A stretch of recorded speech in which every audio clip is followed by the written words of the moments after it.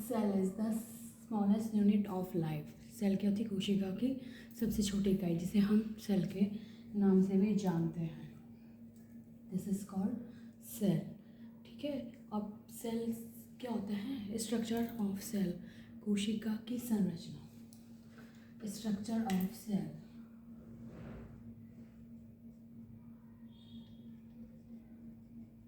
Structure of cell, कोशिका की संरचना होती कैसी है? कोशिका की संरचना, तो कोशिका की संरचना को मेनली 3 पार्ट्स में डिवाइड किया गया है। ठीक है। Cell membrane, a typical cell has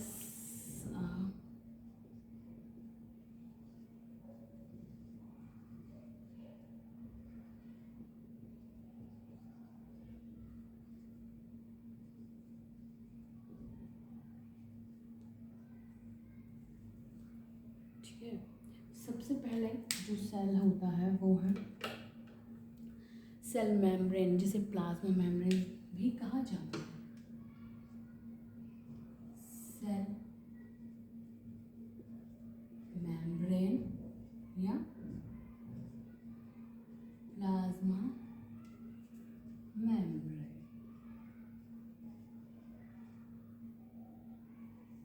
होता क्या है? Cell membrane and plasma membrane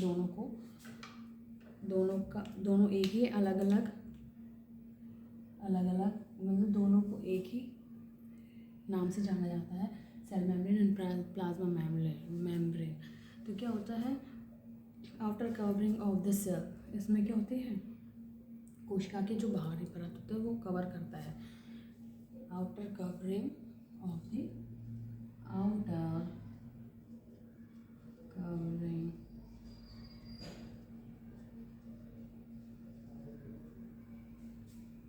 कोशिका की बाहरी परत को कवर करना इसका काम होता है।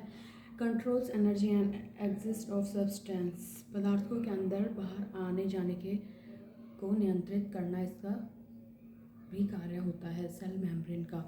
Controls entry and exit, controls entry and exit of substance,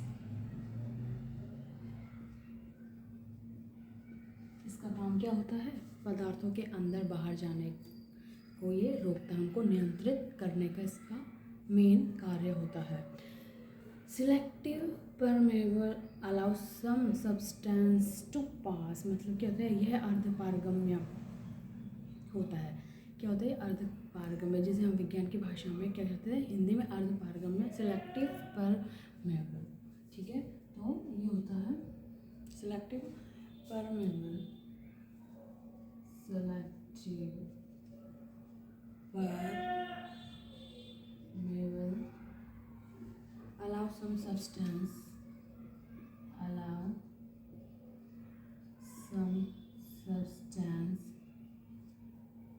to pass, मतलब ये कुछ ही सब्सटेंस को अलाउ करता है क्या करने के लिए?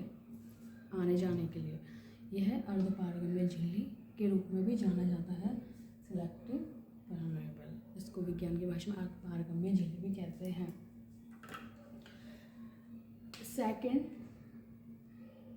सेकंड जो होती है सेल, वो होती है साइटोप्लाज्म।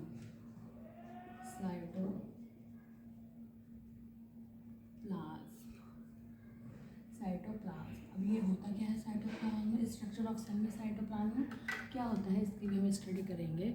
तो jelly like substance inside the cell, jelly like substance inside the cell, जो इसका स्ट्रक्चर होता है वो जेली लाइक होता है। ठीक है। Jelly like substance in cell में इसका जो इस स्ट्रक्चर होता है तो वो जेली लाइक होता है। ठीक है। इनसाइड द सेल इसका होता है जेली लाइक, इसका साइटोप्लाज्म में जेली लाइक स्ट्रक्चर होता है। Contain organelles smallest structure with specific function, जो इसमें विभिन्न कोशिका ऑर्गन पाए जाते हैं, विभिन्न कोशिका ऑर्गेनल्स पाए जाते हैं।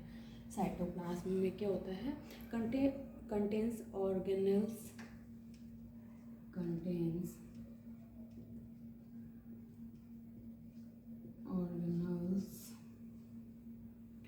smallest structure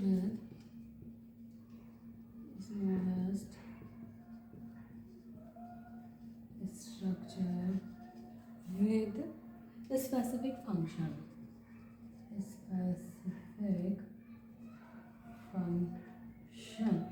ये ओनली अलाउ करता है smallest structure with specific function, बहुत ही कम जो कोशिकांग होते हैं इसमें विभिन्न कोशिकांग पाए जाते हैं और उनमें जिनको ये अलाउ करता है वो बहुत छोटे से होते हैं, उनको ये अलाउ करता है, ठीक है।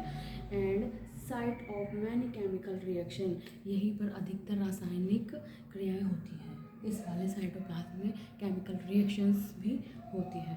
तो साइट ऑफ मैनी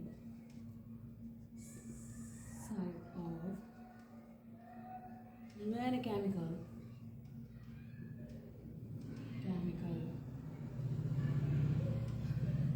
साइटोप्लाज्म में विभिन्न प्रकार की रासायनिक क्रियाएं होती है।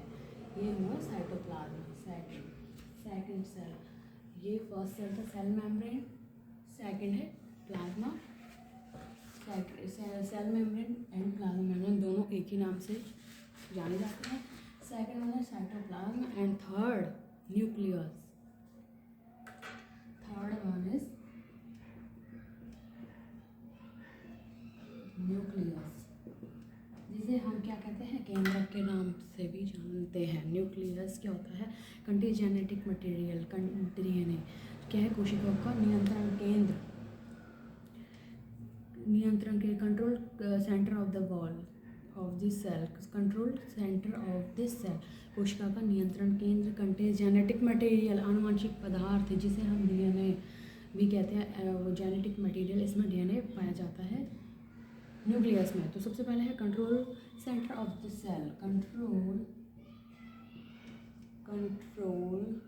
सेंटर ऑफ द, ये नियंत्रण करता है, कंट्रोल करता है सेल में। सेकंड है contain genetic material, contains genetic material, जिसे हम क्या कहते हैं, डीएनए डीऑक्सीराइबोन्यूक्लिक एसिड। डीएनए हमको क्या, इसमें डीएनए हमें किसमें पाया जाता है, जेनेटिक मटेरियल के रूप में हमें ये पाया जाता है केंद्रक के अंदर, ठीक है। तो ये थर्ड हो गया इसका, 3 टाइप्स के उसके स्ट्रक्चर ऑफ सेल में, मेनली 3 टाइप्स के ये प्रेजेंट होते हैं, cell membrane, cytoplasm and third nucleus. अब है कि इसमें और एक और फीचर्स होगा कि regulate cell activities and reproduction. एक और है इसमें फीचर कि regulate cell activity, regulate cell activities and reproduction ठीक है। ये क्या करता है, कोशिका की वृद्धि विभाजन को नियंत्रित करता है। न्यूक्लियस कोशिका की वृद्धि विभाजन को भी नियंत्रित कंट्रोल करने का इसका काम होता है। तो ये इसका फीचर्स हो गया न्यूक्लियस का। अब है, ये तो फर्स्ट हो गया। अब second cell organelles and their function, cell organelles and their function, cell organelles and their क्या है ये, कोशिकांग और उनके विभिन्न कार्य, ये कैसे कार्य करेंगे। तो इसमें भी क्या होता है, सबसे पहले उनके कार्य में सबसे पहले आएगा माइटोकॉन्ड्रिया।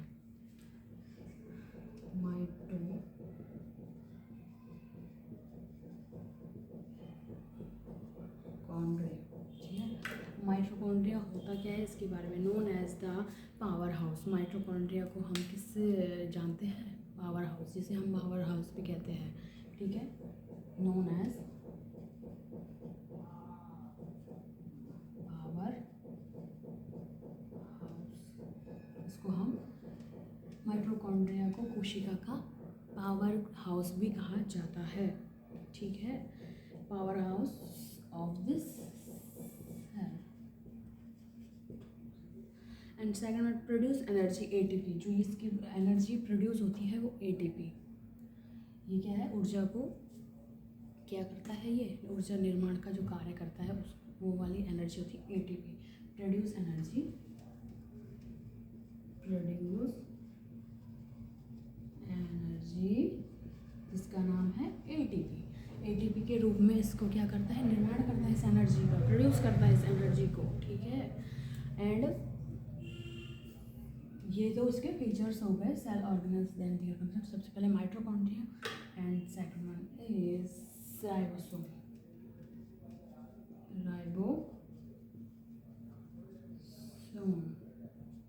अब राइबोसोम्स होता है help protein synthesis, help protein synthesis का इसका काम मेनली फंक्शन होता है, help in protein synthesis, helps in protein synthesis, ठीक है, प्रोटीन को सिंथेस करना इसका मेन कार्य होता है, प्रोटीन संश्लेषण का इसका मेन इसका कार्य होता है, उसमें मदद करता है ये राइबोसोम में, इसका मेन कार्य होता है प्रोटीन संश्लेषण का कार्य करना, ठीक है। अब थर्ड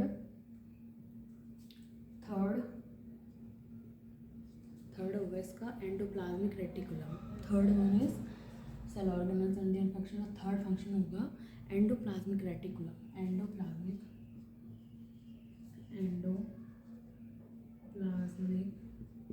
रेटिकुलम, जिसको हम क्या कहते हैं, ER की फुल फॉर्म होती है ये एंडोप्लाज्मिक रेटिकुलम। अब इसको हम क्या कहते हैं, इसमें क्या होता है, टू टाइप्स के रेटिकुलम होता है, स्मूथ एंड रफ। तो इसमें भी टू टाइप्स के होते हैं, स्मूथ एंड रफ, ठीक है। तो सबसे पहले हम करेंगे, इसमें होगा रफ रेटिकुलम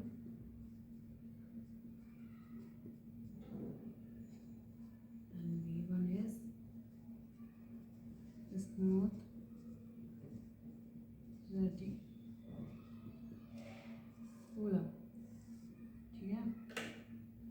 होता क्या है, रफ। ये क्या होता है, has ribosome helps in protein transport, इसका काम होता है प्रोटीन बनाने का, इसका मेनली कार्य होता है रफ का। तो क्या होगा, इसका होगा helps in protein, helps in protein transport, mainly इसका कार्य होगा, ठीक है। और इसके एग्जांपल्स होंगे लिपिड, इसमें एग्जांपल्स भी होगा, एग्जांपल हो गया इसका लिपिड, जिसको हम कहते हैं वसा, इसका एग्जाम्पल होगा। Smooth reticulum helps in lipid fat synthesis, ठीक है। इसमें